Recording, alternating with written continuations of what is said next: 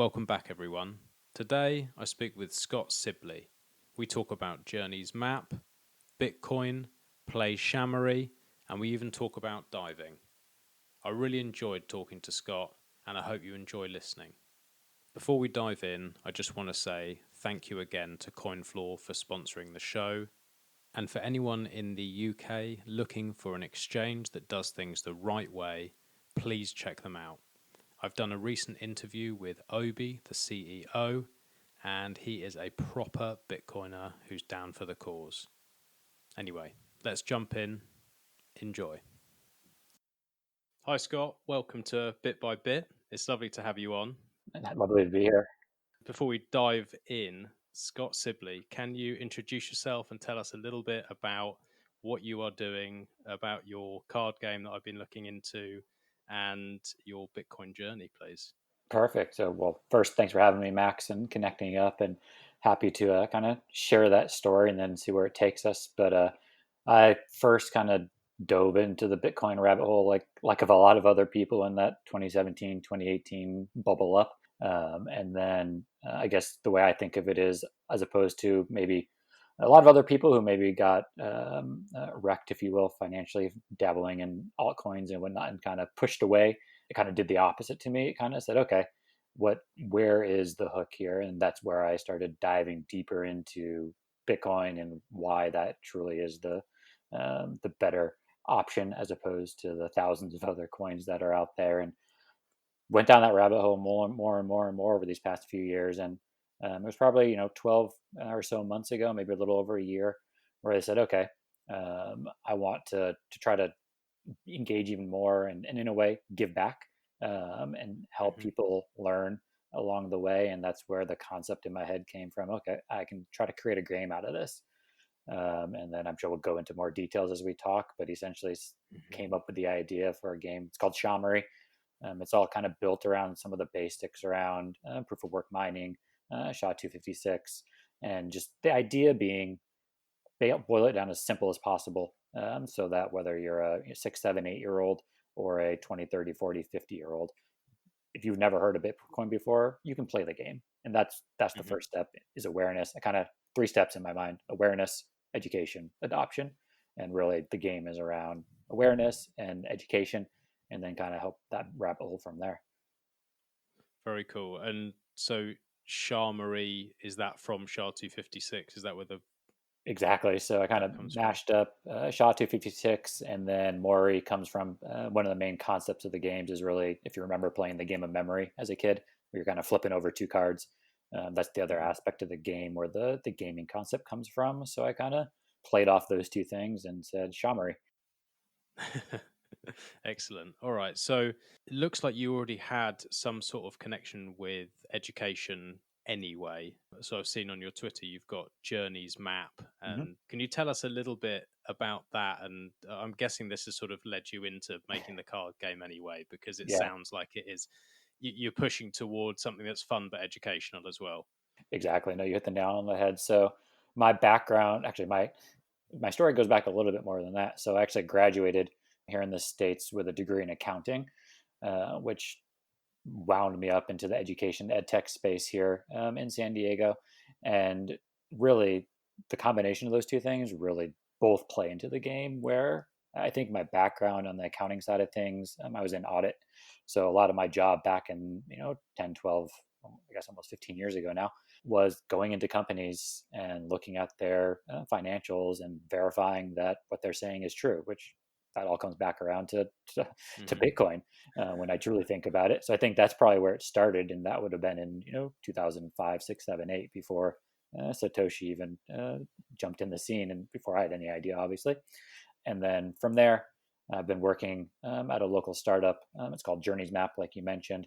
We've essentially created, that is my full-time job, created the first what we call learning map. So instead of using, say, Google Maps or Apple Maps for Macs to drive from your house to the local restaurant and figure out the directions there, it's literally a map of your learning continuum. So if you're in grade school, if you're in higher ed, if you're looking for a certification, being able to use literally a map to be able to say, I'm here today, I want to get there, and then kind of plot those points, resources along the way.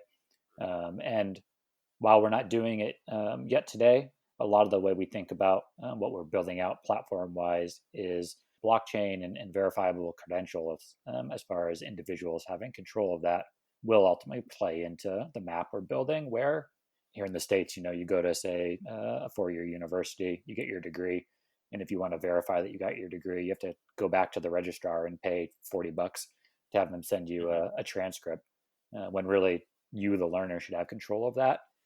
So we envision a day when you have control over those learning records as part of your blockchain on Journeys map as well, similar to the concepts that help power Bitcoin. So, like you said, it all plays into what I'm doing here at Shamory. Interesting. So it's kind of, from what you've explained there, it's like a visualization for people of like, okay, I want to do this. How do I get there? Is Yep, that right? yep, So that's what it. would it do? It talks them through the education and qualifications they might need for, I don't know, they want to be an accountant, for example, because you just said it. It will talk them through that and give them the different options. Yep. So you hit the nail on the head. So, I'm here today. I want to get to be that accountant. And maybe I don't have any degrees. I don't have any certifications. I'm kind of figure out my next step. And we know those 2 points. And once we know the starting point and the ending point, we start recommending, okay, here's these sets of 4-year degrees out there. Here are these stackable credentials. Here are these certifications. Here's a boot camp you might want to look into. We think of all those as kind of resources that are mini journeys along the way. So there's kind of that long journey where I want to get to become an accountant, but every step along the way is a journey as well that kind of has its Hmm. own ups and downs and curves to it, just like driving. Yeah. Yeah. Okay. And so there must have been, I assume, a reason that you've obviously spent all that time, you've qualified as accountant, and then most accountants that I meet who stop say that they were bored. I don't know if that was the same for you. What made you change to education? Yeah, bored is probably one way. I would say also it just, and I kind of knew this going in. It was never going to be my lifelong passion, but I also, Hmm. when I went into, get my degree here in the States, I knew I wanted to go into something business wise, and the fact that getting that accounting degree, getting your CPA license is, whether it's good or bad, a nice credential to have to be able to kind of your walking papers to get your foot in the door places. So that's, I said, okay, I'm gonna do this. I'm gonna jump through the hoops of not just the degree, but getting my CPA license and go through that. And it was truly a learning experience. I wouldn't change a thing. It's funny. Maybe you've had this conversation with other people that you've talked to around this, but particularly on the audit side of things, people will say, "Oh, you must be great at math," or whatever. And it's really like, well, no. While accounting is math, it's really just adding, subtracting, multiplying, and Hmm. division. It's not anything crazy. And when you're doing audit, it truly is verification, and it's not just you verifying it, but it's documenting to let, okay, Scott is verifying it, but now Max is going to have to come behind me and do the exact same thing. And he's going to have to read what I'm writing to be able to have Max do steps 1 through 10 the exact same way I did. And so really the skill of writing probably increased the most during those 3 or so years that I did it. And just the concept of being able to have those records in place, which once again leads back to Bitcoin. Absolutely. So, I mean, just talk me through, how's that work? You would be going through the accounting, and then how many other people would have to do the same process? It's like double and triple Yeah. checking, I assume, and making sure that they can't have any errors. Yep. So you'd literally go in, you do the process, and then someone else will be doing the exact same process and being paid to do that. And how many times does that happen? For the most part, yeah. So depending on where your level, so when you come in, you're a staff accountant, so the lowest on the totem pole. You're going in there, and typically on the types of jobs I was on, there'd be between 2 and 4 people above me, if you will, that would Hmm. do different layers of checking.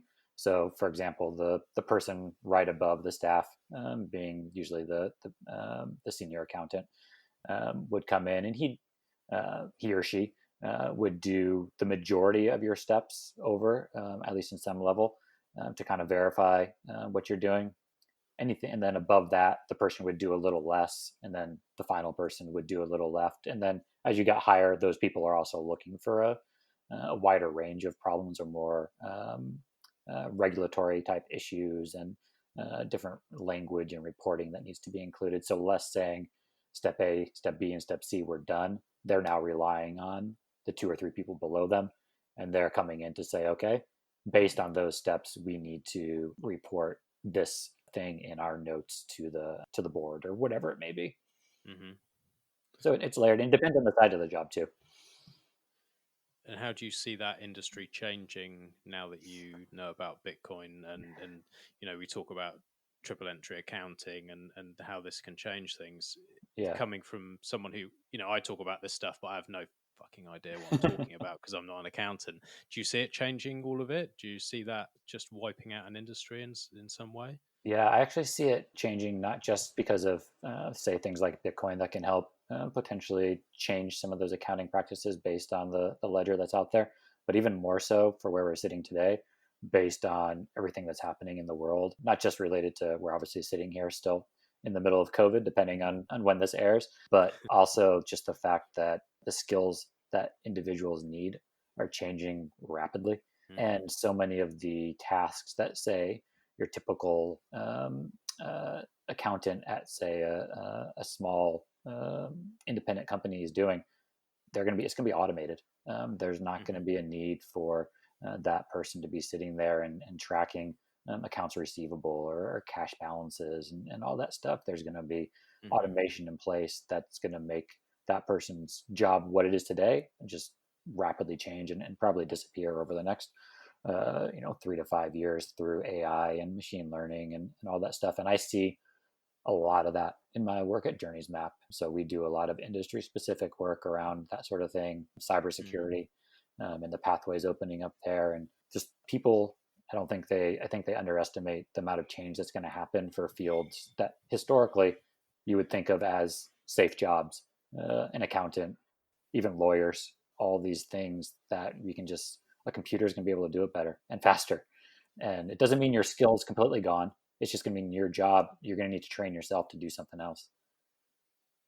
It's crazy to think, like you said, these were the jobs that were just so secure, Yeah. and they have been for decades and Oh, yeah. decades and decades, or hundreds of years, and now. And around the world. It's not even just a US thing, or in the UK where you are, but Mm, there's accountants everywhere. You used to be say, oh, become an accountant, you can work wherever you want. Sure, that's going to be the case still, but it's going to be a lot different as we move forward. yeah, so I suppose it's going to be more. You're going to have the ability to write code and build programs that are going to automate things, and then maybe that's where these people can use their skills, because there has to be a person Yeah, behind the code. But exactly. it's. Or a person who's analyzing. It's probably more on analyzation, critical thinking, doing Mhm, those sorts of activities. I don't think will ever truly disappear, because you need to be able to have a human touch there, but kind of more of those mhm. mechanisms of recording entries, verifying entries, that sort of thing. There's no reason for having somebody sitting behind a computer desk 8 hours a day or 12 hours a day, whatever it is. It's crazy when you think about that. It's all these things that, or not just Bitcoin, all these technologies touch and change, and the pace at which it's happening. I think people seriously underestimate the change that we're going to see, and just how quick it's going to be. Because once this, it's sort of like one of those things. The idea of this hyper Bitcoinization, and people sort of scoff at it, but actually, logically, it's the only thing that I can see playing out, Yep. because it's just a better system. So, Yeah. well, crazy times Yeah. to see. We'll be there for the ride, I guess. When you're coming from that background, was there something that really grabbed your attention with Bitcoin and made you sort of sit up and take notice, or was it like everybody else? Was it just literally the run up, and you're looking at the price and you're going, wow, and then it drags you in from there?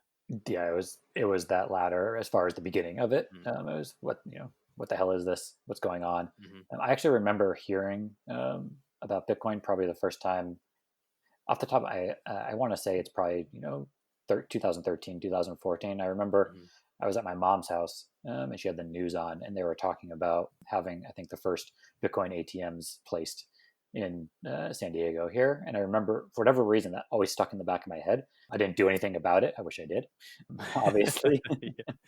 Yeah. But that's the first time I remember kind of hearing about it. So then when it came back around that second time, I guess that was enough to let it stick.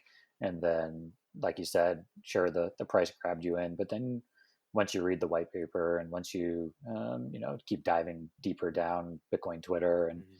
obviously the vast amounts of podcasts that are out there and whatnot, I don't know, it's just something that I truly find interesting. I don't think of as a job per se, and just something I like learning more and more about. And I also, for my personality, I also like knowing that people like me or people like you, we're all at the even now we're at the beginning. We're the early adopters, and for lack of better words, not we're just sitting here, two people on a podcast, but 5 years from now, we're going to know so much more than the people who are coming in then, and kind of having that feeling of being able to say, I am in a way some sort of expert in the field to be able to help others that are coming in, and that's where the game concept came from. So I like that teaching education side. Besides working at the company Journey's Map, I come from a line of educators. So my mom she retired a few years ago, a 35 plus year teacher, aunts, uncles. So it's in my blood.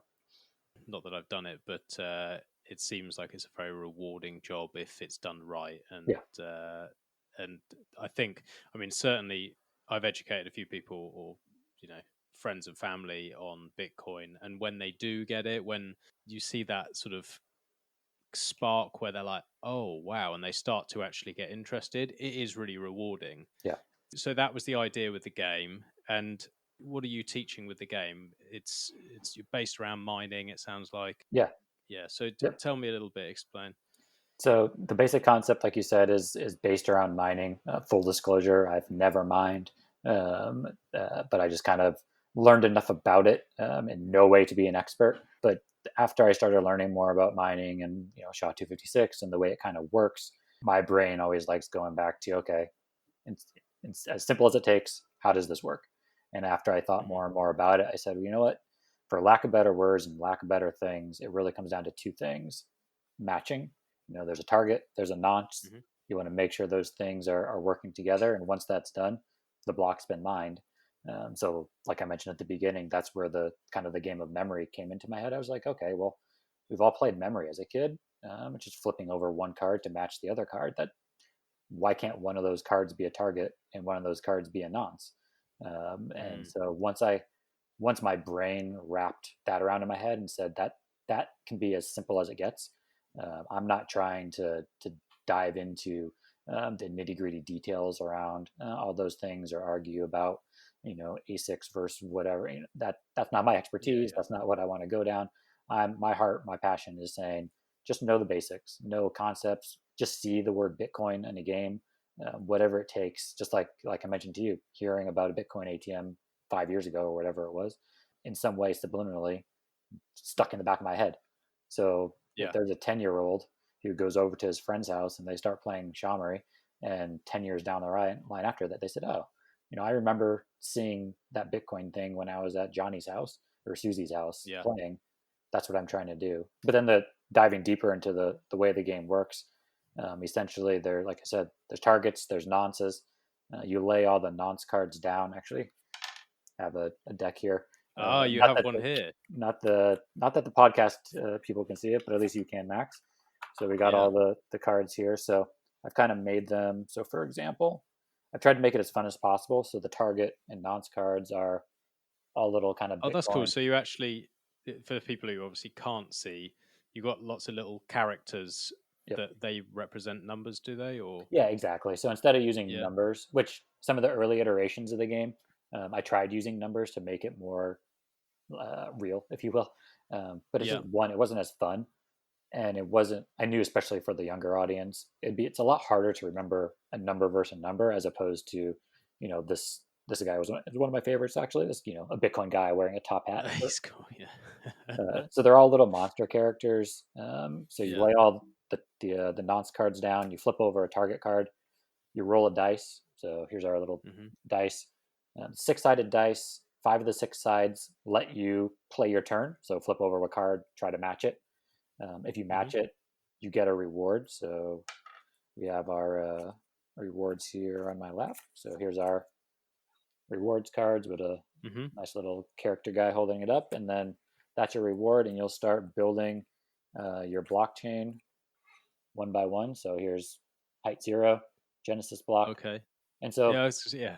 you can once again for the audience, you have to buy one to be able to actually see it, I guess. But I've kind of like once again laid in little nuggets, if you will. So for example, at the bottom of height 0 says Genesis block, and at the top it Yeah. actually has the hash from the original block, and they kind of grow on each other to a height of 10. So the goal is to mine to a block height of 10. The Mm-hmm. player with the most rewards at the block height of 10 effectively wins. Mm-hmm. But your chain can get attacked. So one of those rolls Ah. is a character that's an attack guy. So if you roll that, there's a whole different set of attack cards that get lined up next to your blockchain. If the attack cards get higher than your chain, the game resets and everything starts over. So we're able to do that there. And we also have difficulty adjustments that are part of the game as well. So you can have to get a little Okay. harder along the way as well. So just kind of fun ways to work in some of those concepts as you're playing around and No, I start like learning a little that. bit about it. I like that because trying to explain Bitcoin to people generally. I mean, what's your experience been without a card game when you get excited about this stuff? And I'm sure there was a point where you're just running around wanting to talk to everyone about it. What's that response feel like generally?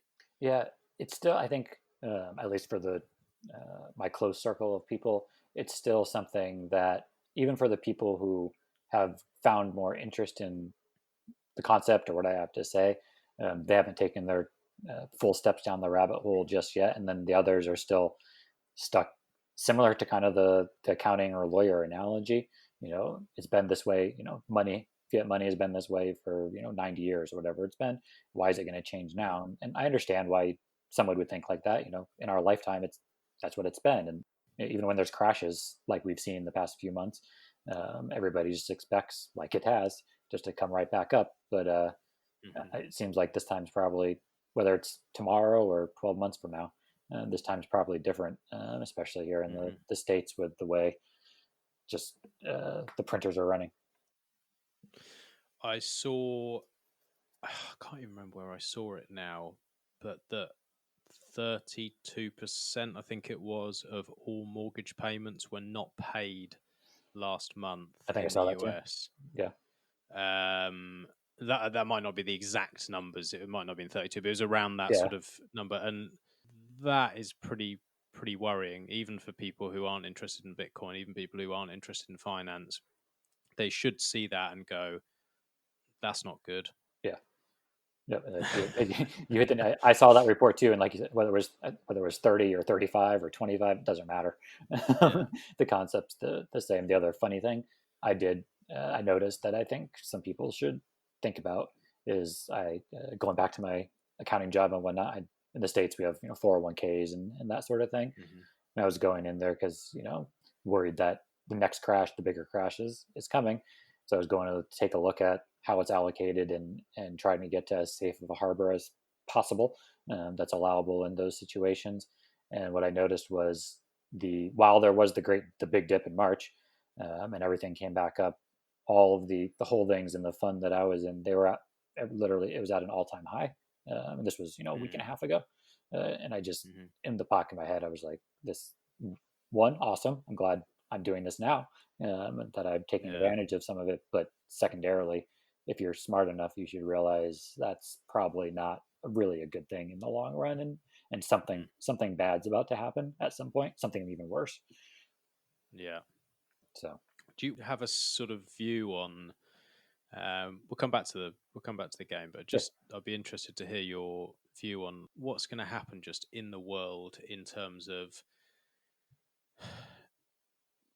what is going to happen with all this money printing, and do we have one more cycle? Do we have one more where they just print enough that we sort of get ourselves out of the problem, or at least it looks like that, and everyone is happy again, and we have one more cycle, and assets move up in price, property moves up in price, and the stock market goes up, and Bitcoin, I'm sure, with it as well. Yeah. And then we just destroy everything. Or does it just happen within the next year? I guess obviously my opinion is somewhat swayed by the U.S. cycle of things. We obviously have the election come up here in November, Mm-hmm. and knowing the way our idiot leader works over here in the States, I'm sure he's going to do everything he can to make sure that what's happening now continues happening through November. Even That then, makes sense. I don't think he has a chance, luckily. But that, I think, will, in my mind, is my assumption, that the government and what powers he has will try to hold things up. Now, the reverse side of it would be if the other party over here, the Democratic Party, decides to say, we want this to crash now because we want to make it even less likely that he's going to win the election in November. And I could see that happening too. But my gut would lean that he's going to keep printing. I know last week he mentioned another round of stimulus checks coming out at Mm-hmm. some, who knows when. But, I think that's the cycle that at least I'm personally looking at. And then once November hits, seeing how everything reacts from there will be really interesting, because obviously, let's say, assuming Biden or Kanye wins election, Kanye. see where it goes from there.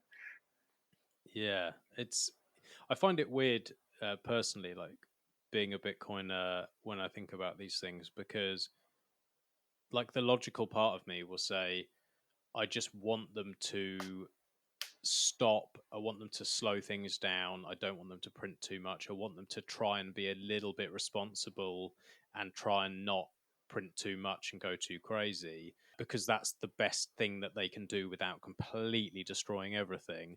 But then the other side of me, that's the Bitcoin side, is like, fuck it, just print. Yep. Just print. Ruin yourself, and all this money is going to be sloshing around, and Yeah. anyone who has half a brain is going to put it into a hard asset. So thanks very much. Yep. Do you find a similar sort Yeah. of, you're on both sides of the Yeah. fence? Exactly. No, I couldn't agree more. In both of those sides, you kind of sitting there and saying which is better, and like, okay, well, I'm in Bitcoin already, and I'm going to keep being in it. So I guess and whatever plays out, how long it takes, people like me and people like you are sitting here saying we're going to hopefully be the safest in the long run. Mm, Even if we get hurt in some other things, obviously nobody's going to be, or I'm sure some people are 100% in Bitcoin, but yeah. I'm sure some things are going to take a hit for us. But at least we have that safe harbor to fall back on. Yeah, it's quite nice. It helps you sleep a little bit better at night. I know, like, it shouldn't, for sort of 99% of the world would be like, that's crazy. But once you understand that you do have that fixed supply, and once you understand that you can verify that what you own is what you own, and you know that something in the digital world is actually much harder for someone to seize or take or steal than something in the physical world, then it does kind of feels like that's safe, Yeah. and everything else feels really, really precarious. Yep. Like, properties feel worrying, like we were saying before, like that can't be good. Yep. Exactly. And stock market. Yeah, I know. I mean, I'm uh, a condo owner here in San Diego, and for you or your audience, how much you guys know about kind of the property here in California, and particularly in San Mm-hmm. Diego. But it's one of the highest, San Diego, San Francisco, Yeah. highest areas. Obviously, different ends of the spectrum there in California, but they've just skyrocketed over years. I was lucky enough to. Mm. Uh, Not because I'm smart, but because I'm lucky in the timing of when I graduated and whatnot, get in to the place I have now in the last 2008 bump down. And that's truly the only reason I was ever able to purchase something here Mm. in that current form, because, people had gotten overextended, and then we all know what happened there. And that's probably Yeah. gonna happen again, and especially in towns like San Diego, tourist town. Obviously, we've Yeah. all those industries have taken a big hit. Airbnbs and VRBOs and all those rental properties that are sitting out here in just the neighborhood that surrounding me. I'm at the beach, in the Bay, one of the top places for people to come and rent from. And I'm sure they've all been just ravaged over these Sad. past 3 or 4 months. Yeah, they're just sat empty. No one can do anything with them, and Yeah, I mean, I know I've I've had to found, cancel a bunch of vacations. yeah, it's a really weird situation, and like I guess the argument for anyone when we do have this crash, I guess the argument will be, oh well, we couldn't have seen COVID coming, which okay, a lot of people have talked about global pandemics for a very long time and said that it's a serious problem. So putting that aside, we still had all these issues anyway. Yeah, It's just accelerated yeah, things, and exactly. my concern is that the majority of people will just completely put this down to COVID. That's certainly the feedback that I get from people when I say, "Do you think this is a bit weird that X, Y, Z?" And they'll just go, "Yeah, but it's COVID." Yeah, Is it the same there? Is everyone sort of just fully blaming it on that? I think so. And the other thing, as I'm sure you've seen in the news, I mean, this is not just a US thing, but particularly here. I mean, people are, we have such short cycles of thought and attention span. And what Hmm. we've seen here is, our numbers are obviously skyrocketing still. But people think that, oh, it's been 4 months, so it must be better. We can't keep, doing what we're supposed to be doing. And then, well, just because you're bored doesn't mean it's time to just go out and do whatever you want. And obviously in general, the rest of the world has handled that a lot better. And I think it, like you said, that attention span and just looking for a way to blame, whether it's blaming it on a pandemic, blaming it on XYZ, blaming it on Trump, underlying everything, it was going to happen at some point. We Hmm. just had, the rocket ship come and explode at once with Yeah. Yeah. a lot of different things happening that really put it into hyperdrive, and then the government's putting their reaction into hyperdrive, and then now we're kind of sitting Mm, here in a point where, like we said earlier, are we going left? Are we going right? Who knows? It's going mm. to go one way or another, but people will find their own narrative to blame it on something other than themselves, I'm sure. Yeah. It was surreal, wasn't it? I mean, especially for us who are listening to all the different podcasts and who are very interested in Bitcoin, we were all asking the question for so long now. It's just like, when is this crash going to come? And when it did come, it was only a short period. But Yeah, when we had the problems in the market and like all this stuff was going crazy, I almost felt like I was just like it was part of a film or something, because I was like, everything that we're talking about is yeah, literally happening now, and we know why it's happening, yeah, and no one's looking. yeah. It's It, so weird. yeah, it was very weird and almost a sense of paralysis too, because you're just like, Yeah. it's happening, but is it really happening? And you hear about it, Yeah. but then there's always that part of you that can doubt part of, what you've thought for, however many years. And it just, like you Mm. said, it was a very weird, it's still weird sitting here today. Yeah. I've, I, for, since I graduated from college in 2008, was used to getting up and physically going to an office to work in, Hmm. whether it was my job now or my job back then. But March hit, everything went remote, and then for us, for our work at Journeys Map, looks like, well, even if things turn around from a virus standpoint, things have worked out in the sense that it makes sense to be staying remote, Hmm. and not kind of getting up every day and having to drive into an office and go through that process, which I know some people might not like. I've particularly enjoyed that change. It's been I have a 1 year old. She actually turned one during the pandemic, so we got to be one of the few that celebrated a first birthday during a pandemic, and all the fun that came from that side of things. So it's been nice. On the selfish side, I get to, Mm. while I'm still working, and obviously that makes it more challenging on a day to day in some ways. I also got to spend mass amounts more time with her than I would have otherwise. And if that gets to keep going on, even outside of the virus aspect, then you know what, it's a win for me. Well, yeah, some good can come out of all of this. A lot of the issues that we talk about all the time are not spending enough time with family and loved ones, especially when you're in a job where you're working 8, 10, 12, 14, 16 hours a day, and then you bring your work home with you, and you're sat on the sofa and you're still working, and you're not fully ever engaged with family time because Yeah. you're on your phone or you're on, that's a real problem. And if you're working from home, if it's structured correctly, if you can just take out the travel time, a lot of people are traveling a couple of hours a day, and if you can take that out, it just frees up so much more time. Oh yeah. It's better for the environment. It's better for, you haven't got all these people sat in traffic all morning and on the way back as well. So there are some good things that can come out of it, and I guess we Oh just yeah. have to look at the positive side. Otherwise, we go crazy. I've probably gotten 2.5 hours of my day back just when you think. Even I was lucky where, in the sense, my commute to the office would take anywhere from around 15 or so minutes, so nothing bad. But when you think Mm, of the prep that goes into getting ready to go, getting mm, both my wife and I like working out in the morning, so coordinating mm. that. Okay, you're going to get up at 5:30 and work out, and then that other person's on baby duty, and then you're going to reverse things, and Yeah, then yeah. where's Charlotte going today? Where would we have to drop her off, and then reverse that on the way back. Where are we picking up? Then Mm, we got to make dinner. Whereas now, most of our days we wake up when she starts crying in the morning, say 7 o'clock. yeah. We'll do an hour walk or run around the bay, and we're back and we're ready to go between 8:30 and 9.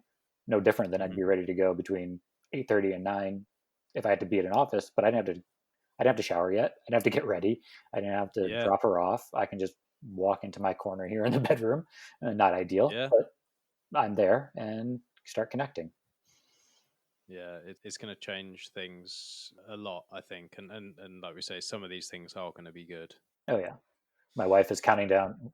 We're avid scuba divers, Oh, so really? if we're planning vacations, it's usually around the next dive spot, and so we're both in particular excited because her job's gone remote for the most part too.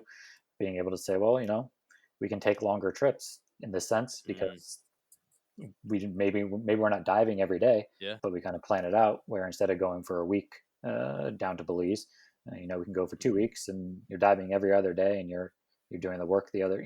Just being able to have that sense of freedom yeah, that's amazing. is something where once the world opens up again a bit more, excited about. Have you dived for a long time, or? I dove for the first time in 2012 in Thailand with my sister. Actually, that was the first time. Mhm.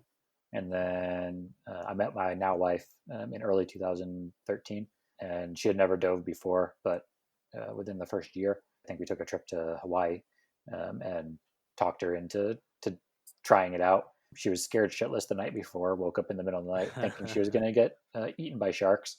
And I said, "No, just try it. If you don't like it, we'll come back up. You don't have to, keep going." But I knew she'd be hooked, and she was. And so generally, every year we go on probably around two or so dive trips to different spots to check it out, and it's just something we both love doing. It looks amazing. It's Yeah, something that is. I've always talked. Me and my partner always talking about it, and we're like, "Oh, we want to go diving." We've just been really busy recently, but it's definitely like the next thing that I want to learn is definitely to go diving. It just looks. do it. You'll love But I am scared of the same thing as your wife, like the sharks. it. There's not. I'm scared of sharks and I'm scared of spiders. They're my I two fears. I hate It spiders. just. I love sharks, and she loves sharks. Now, here's the secret: sharks don't give a shit about you down there, Mm, because they are more apt to get you if you're snorkeling, because yeah. you're bobbing up there like a seal. But one of our favorite spots to go is down in Belize, San Pedro Island, and they have tons of sharks down there, friendly ones for the most part. And you're down there, and sometimes you'll jump off the boat and you'll start descending down, and you look down, and there's five, six, seven just circling below you, and you just Oof. go down. They don't care about you. Sometimes they're so used to it. No joke. One of the times we were there, I had one that it was almost like a dog. He almost attached himself to my hip for an entire dive, and just kind of swimming Oh along my me god. for a dive, 50 minutes, and say 30 of it. He's just kind of chilling, going along, and it's what else that say to you, and hopefully after it happens, and maybe sometime we can go diving together. You'll Yeah, find that'd be out cool. it's one of the most peaceful experiences you'll ever have because you have nothing but the sound of your breath and other ocean type, just water moving and that sort of thing. And it just kind of, everything about it is relaxing. You're not down there, you're not Michael Phelps trying to swim as fast as you can. You're just slowly gliding along, conserving your air and checking things out. So I'll, for you and your partner, highly recommend checking it out. And then who knows, one day we can dive down there together. Yeah, that would be amazing. I desperately want to get out to the States, so if I do, I'll give you a shout for sure. Funny thing is, I've never actually dove in the States. Oh, So really? yeah, just I guess maybe partly spoiled. Even San Diego being a huge beach town, and we do have spots that people dive, but it's more one that the Pacific Ocean here is not cold. I mean, in the summer it's in 70 It's degrees or cold, so, early low 70s, but even then is not super warm when you get down below. So both my wife and we like going to the warmer climates to do the dive trips. So whether it's Mexico, Belize, Thailand, love Cayman Islands, Honduras. There's a bunch of spots over in your neck of the woods that I'd love to check out too, to dive. Yeah. So you got to do the paddy, and then once you've done that, you can Yep. go by yourself. Or Yeah, so either Patty or there's another organization too. They're essentially the same thing. Tip for you, if you want to save some money, go do your training in. So we actually took our certifications in Bali on our honeymoon, Okay. and you'll save a boatload of money.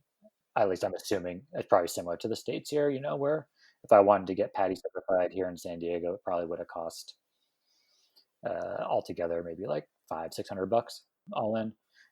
But in Bali, I think it costs like 250, 300. Plus, you get to be diving in a place like Bali. So Yeah.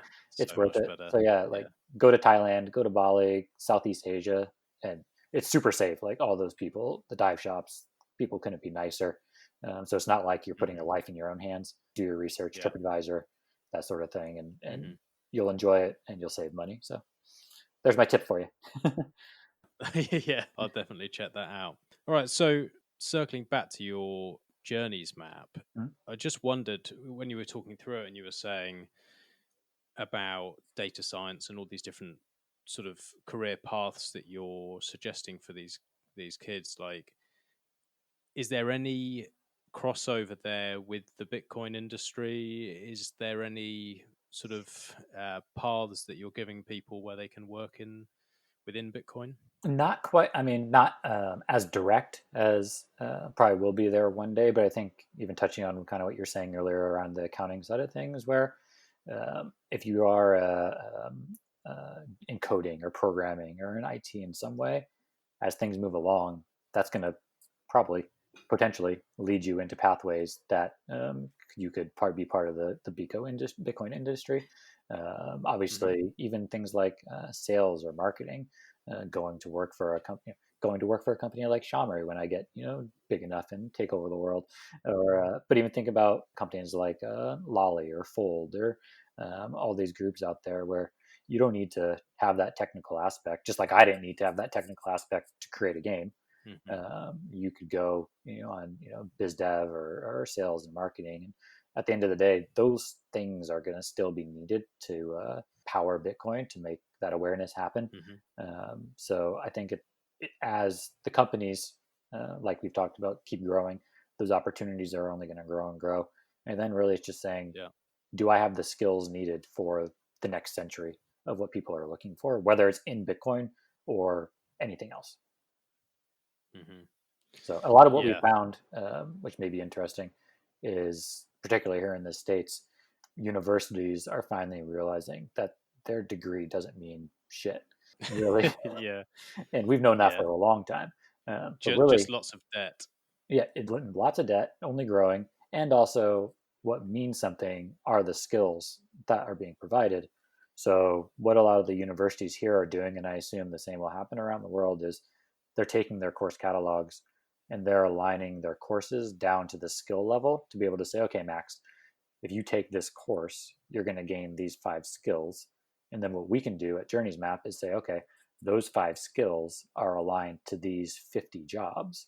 So then, maybe you don't need to get a degree that might take 50 courses. You could take 2 courses, you're going to gain 10 skills. And based on those 10 skills, Max, you can now go get a job at XYZ, Mm. and maybe you're still going and take other courses because you do want the degree ultimately.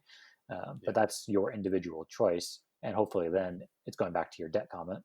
You're not going into massive debt. You're making money along the way. Yeah, that sounds like a much better way of doing things. I look at sort of people over here, the debt that people come out from university is bad, Yeah, but it's not like US bad. yeah, It's it's not massive. that bad. It's just like I look at some of those figures and it makes my eyes water. I just think I really feel bad for these kids because, like, I don't know how you get out of it. I don't know how because presumably, if you come out with $100,000 or $150,000 of debt, and then even if you go into a good job, Yeah, you're going to go, oh, I've just done whatever it is, 5 years, and I've got my degree, and I'm feeling good.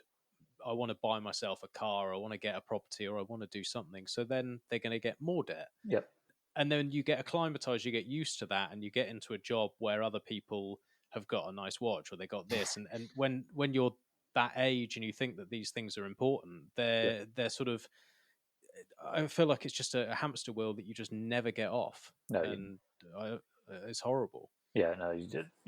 That's definitely the case, and I think that's part of the bubble that we're seeing happen just around education, debt, the cycle of things, where it's all going, and hopefully, I mean, I even for years before my wife and I had Charlotte, I'd always half jokingly but mostly serious say, I don't expect my kids to go to college. And I'm not, when I say that, I don't mean I don't believe in education. I obviously believe in education. Look at what I'm working on. I don't believe in education the way it's presented today. Hmm. It's not valuable. The value add is not there. And even um, one thing that's my wife has gained more and more interest on over the past few weeks through the pandemic, and actually through some of Daniel's work on the homeschool side of things. You may be Yeah. aware. So he put together that homeschool summit. I presented at Journey's Map as part of it. Oh, Um, awesome. and then, so for people out there who want to learn more about that, that's one way too. Check out that Homeschool 2020, Daniel Prince. Always support his work. I'll put the links in as Yeah. well. And Yeah, then, he's doing some great work. but my wife's even taken more interest in saying, well, when Charlotte is of age, do we need to send her to traditional school? Is she going to go to Hmm. public school, or are there ways? Are there hybrids out there where Hmm. we're doing some sort of homeschooling, and then maybe 2 days a week she's going to these other things? And Hmm. I'm all for that. I think that's more and more the case. I love uh, what I know about what Daniel has done with the kids, and Yeah. traveling around and teaching through that, and it's just as valuable, and like we talked about earlier, it helps bring that family to life in more balance too. 100%. I think that there's only a very small percentage of children that benefit from the current system, the way it's structured, and maybe it's 5% or 10% of kids who just, they're very good at retaining information. They're not really thinking. They just retain information well and can pass exams well, Yep. and they do exactly what they're told and Yep. never question anything, so they don't get in trouble. It works for them. But for people with curious minds, or who think in a slightly different way, or don't, they want to explore.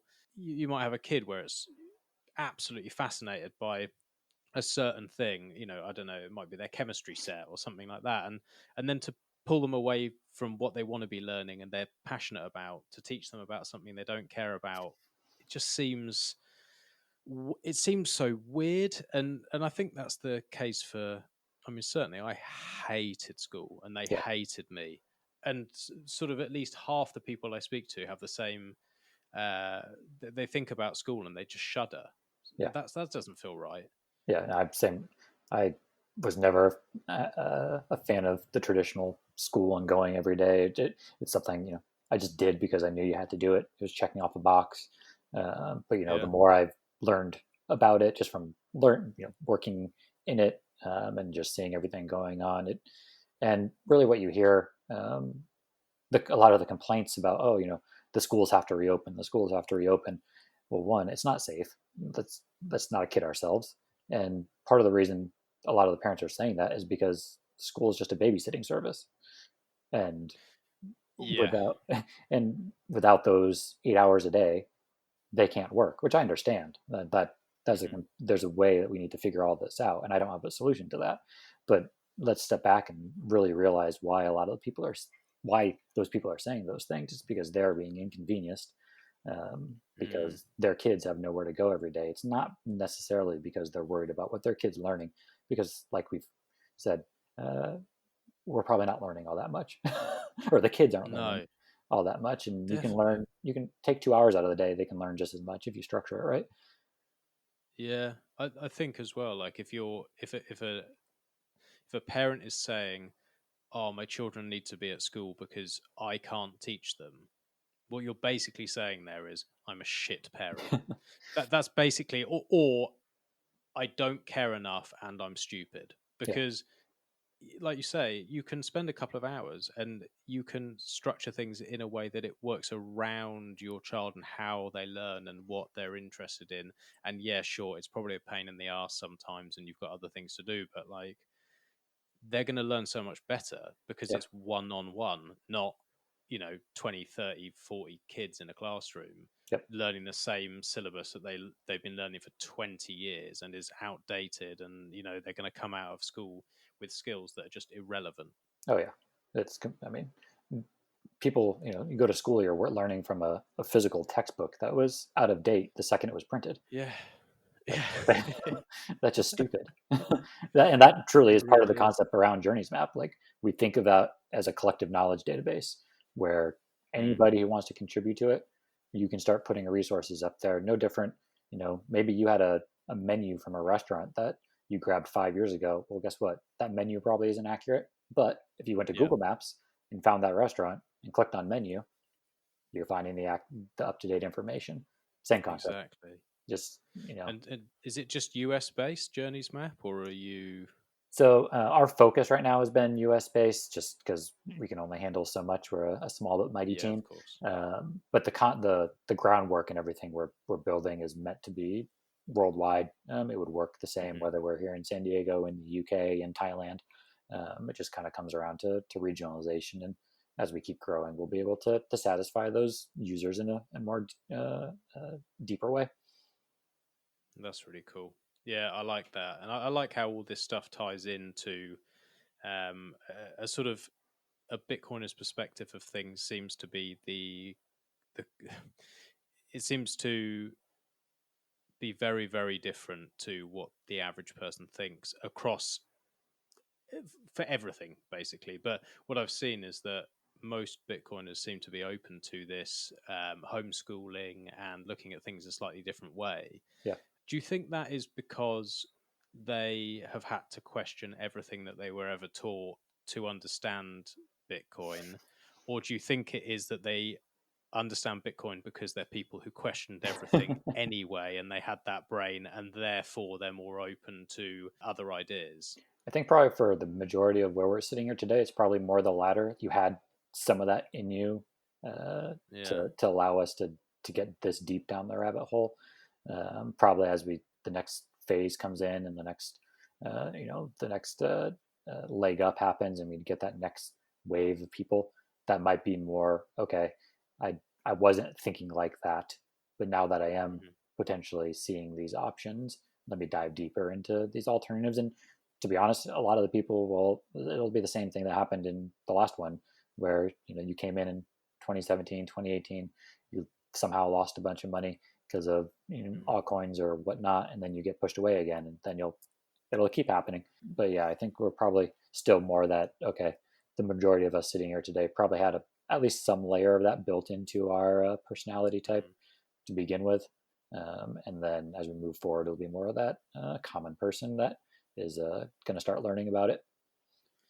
Yeah, I think this next wave is, well, assuming that we do have another wave, which I think we wouldn't be here if we didn't think that was going to happen. But when it comes, is going to, in my opinion anyway, just dwarf the last one.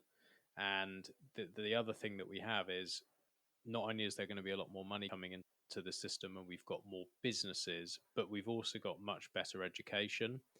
So, like, if you compare now to when you got in, when you started Mhm. getting involved, and you look at the difference between like Oh yeah, what is out there and who's talking about this stuff and who's writing and who's podcasting and who's, like your game, all these things just come together. And yeah. for a newbie coming in, do you think that journey is going to be a little bit different, or do you still think they're just going to buy the shit coins, get wrecked, cry, go away for a little bit, and then finally work out that actually everything else is bullshit and come back to Bitcoin? I think Are it's they going going to to have to go through the pain? I think there's 100% more avenues to learn on the way in, whether it's through a Shamory, through, like you said, podcasts like yours, like Daniel's, like, Tales from the Crypt, whoever, whatever it is, what Bitcoin did, or through articles that are written. There's so much more of that than, 3, 4 years ago when I first came into the space and I was Googling how to find things, and you have to, figure out who I can trust and who I can't, Yeah. and No, what nobody. exactly, what YouTube video I should watch, and probably none of them, and all those things. So I think we'll definitely see more people who come in the quote unquote right way, Hmm. but just human, natural instinct. There's going to be a ton of people who just come, like we saw last week with the whole TikTok Dogecoin. Uh, Oh yeah, you know, it, yeah, it happened again. It's always going to happen, and yeah. that's just that's probably how, people like me or people like you in the long run are going to be making even more money, because the money's coming in and flowing somewhere and then flowing to somebody else who's probably then cycling it into Bitcoin. Yeah, almost without that. It's like marketing, isn't it? You see, someone sees something go up a crazy percentage, it draws them in. They watch some dickhead YouTuber who's telling Yep. them they're going to get a Lambo from putting in $50, and then they get wrecked. But that money, like you say, is then in this It's system. It's somewhere. like it's in that ecosystem. Yep. And even things, It's weird. like, what was it, like 2 weeks or so ago now, when it was, PayPal and Mm, Venmo, starting to pull in Bitcoin or crypto, whatever, who knows what it turns out to be. Little things yeah. like that are going to help. And I think the more people realize, I mean, cash is going to go away in some form. I mean, slowly Hmm. and slowly but surely.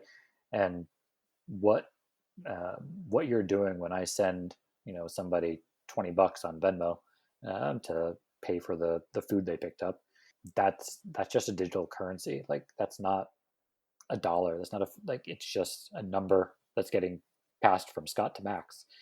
Why wouldn't you want to make sure that what I'm passing from Scott to Max is actually something that Scott had and now Max has? Hmm. And as more and more things become simple like that, obviously, especially 3, 4 years ago, it was a lot harder to figure. Okay, we're gonna, I'm gonna send this transaction here, blah blah blah blah blah. But now, whether it's things like, I know the Strike app that came out into testing last week, the Mm. same, I've That only Jack Mallers. yeah, played around with it a little bit. So, but things like that are going to make it so much Mm. easier, where it's just intuitive to say, well, even if you have no idea what Bitcoin is, just pay, click this Hmm. button. It can be connected to Yeah, your bank account, and then it's happening. It doesn't matter. Nobody needs to know how an email is sent, but it's I know true. that if I hit send here, it's going to end up in Max's inbox. It works. Yeah, Yep, that's all that matters. yeah, that's true. Do you dive quite into the tech side of things? Are you someone who likes to get their hands dirty with, new wallets and nodes and all that Not kind of stuff? Or Not yet. It's on my list still to set up, actually, my first node. So I haven't gone that far. Just my attention, I need to focus on one thing. So a lot of it's just been on one, yeah, creating the game. It took a lot of work mm, to, for those who might have listened to some of my other podcasts, even go back to Daniel's. Back then, I was still trying to figure out. I had a manufacturer lined up here in the States, and then COVID hit, hmm. and they had to get shut down. Oh, of So then course. I had to figure out how else I could get it printed. So that delayed things. So just between, It's out now though, yep, isn't it? last week. We're ready Yep. to order. Yep. So So do you as want to of, just quickly shill where people can find it? yeah, so hit the website up is shamory.com, SHAMORY. So that's the spot you can come in to buy it. I did go ahead and make a discount code for your listeners. So 10% off. We can put in the show notes. Drop in code bit by bit 10 at checkout, and you'll get that discount, and happy to do that there. International shipping, so worldwide, doesn't matter where you are. And also, obviously, most active on Twitter. So whether it's the handle PlaySHAmory, that's the company Mm-hmm. one, or I'm Scott M Sibley, Sibley. Feel free to connect. DMs on both sides are always open, and connecting and engaging is always welcome. And anything else in the pipeline? Have you got the itch now that you've made one game, or? There's other, I definitely have other ideas for how this can work. One thing that, one purpose behind creating the monsters in kind of the fun way was, I knew if it worked out, hopefully they could be part of kind of a larger ecosystem of things that particularly kids might like. So, for example, I've got a bunch of stickers of some of the characters printed off, and my, like I said, a 1-year-old daughter absolutely goes bananas for them. Like, we have one on Mhm. her sippy cup and whatnot, and she just can't stop pointing at it and playing it. And the first day she woke up and she saw all of our boxes wrapped to start shipping. There's special tape I'm using that has the monsters, and she just goes crazy. So whether it's things like simple things like stickers and plush toys, that's in the back of my head. But even more educational type things where different versions of the game, books. So I envision ways that through kind of simple kids books, the game can be, or Bitcoin can be, awareness could be there. And the other thing that I had in the back of my head, which I've had beginning discussions on with a few different people, but for anybody out there listening, for any companies that once, say, for example, conferences start coming back up, I would envision the game being a cool little swag piece that you could use at your tables to give away, and being Mhm. able to do, have your logo printed on the box, kind of branded, if you will, is something I'm very interested in connecting with anybody about, and being able to let that. A lot of the studies read show that the top swag at conferences that people try to get are things to take back to their kids, because it's just a nice little thoughtful thing, and it's something that'll get used. So just to be clear, whether you're buying it for your kids or someone like my age, or you look about the same age, Max, or older, Yeah. hopefully the game is something that any age can have fun with. So 10-year-old all the way to a 70-year-old. Amazing, amazing. And anything else? Because we've come up to sort of just over an hour now. Is there anything else that you wanted to cover that we haven't covered, or anything that you wanted to get across that we've missed? I think we hit on a lot. I never expect we'd go down a scuba diving rabbit hole either. So that was nice. Always happy to talk about those things, as well as weaving in some of the journeys map and educational side. So no, I think that this was a really really fun time, and very much enjoyed it. And actually, Excellent. Well, as we're talking here, a new order just popped through, so maybe somebody's listening to us. hey. So there we go. So whoever's listening into our Amazing. our our call here, thank you. Yeah, I must be a lucky charm. Exactly. Yeah, no, it's been great. It's been really nice chatting to you, and the game looks awesome. I love the idea of the journeys map. That sounds amazing. It sounds like the way things should be going, and yeah, we've touched on lots of different bits. The scuba diving stuff, I definitely will reach out and chat to you when I get my arse in gear and That'd be awesome. book a paddy. Perfect. But yeah, great chatting to you. And any other releases, anything that happens, let me know, and I'd love to have you on again. I will do. Thanks for connecting, and for everybody listening, thanks for taking the hour out of your day to learn about what's going on. Awesome. All right. Cheers then, Scott. Thanks, Max.